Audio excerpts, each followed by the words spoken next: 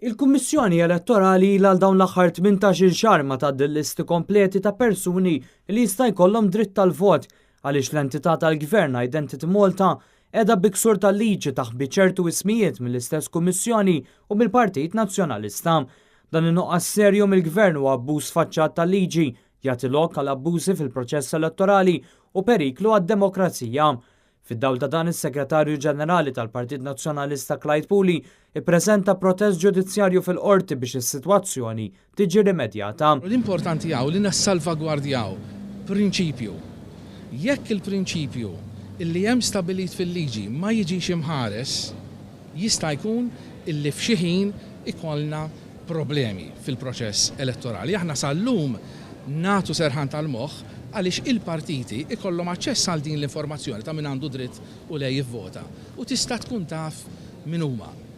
Akkumpanjat me rappreżentant tal-Partit Nazzjonalista fil-Kummissjoni Elettorali Angelito Xiberras u l-Avukat Malcolm Mifsud, Clyde Puli qal li l-Aġenzija tal-Gvern Identity Malta hija obbligata bil-liġi li tippreżenta l-listi taċ-ċittadini ġodda kollha li jista' jkollhom dritt tal-vot lill-Kummissjoni Elettorali kull xahar.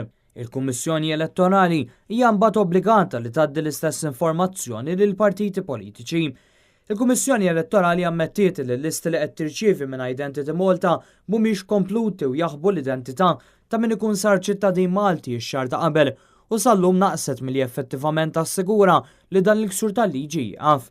Barra minn hekk, is-Segretarju Parlamentari f'Kastilja, Giulia Farrugia Portelli, responsabbli mill-Aġenzija Identity Malta, ġiet infurmata iswed fuq l-abjad mill-Kummissjoni Elettorali nnifisha bil-ksur kontinwu tal-liġi minn Identity Malta, iżda naqset milli tordna lill-Aġenzija Governattiva biex tirregola ruħha u qed tagħżel li tħalli dan l-abbuż għaddej. Clyde Puli qal li l-Gvern għalhekk huwa mhux biss kompliċi iżda l-ħati prinċipali ta' dan l-abbuż fuq il-proċess elettorali. Kompla l-nuqqas ta' trasparenza sa mill-ewwel stadju tal-proċess elettorali dik tal-eliġibilità tal-votant ma jawgurax tajjeb biex ikun hemm serħan il-moħħ li l-proċess elettorali għad riżultat li jirrifletti x-xewqa tal-elettorat. Għaldaqstant fin-nuqqas ta' azzjoni konkreta illi twassal għal trasparenza assoluta fil-proċess elettorali min-naħa ta' Identity Malta u l-Kummissjoni Elettorali, il-Partit Nazzjonalista ma jibqalu l-ebda triq oħra għajr li fil-ġimgħat li ġejjin jiftaħ kawża fil-konfront taż-żewġ entitajiet.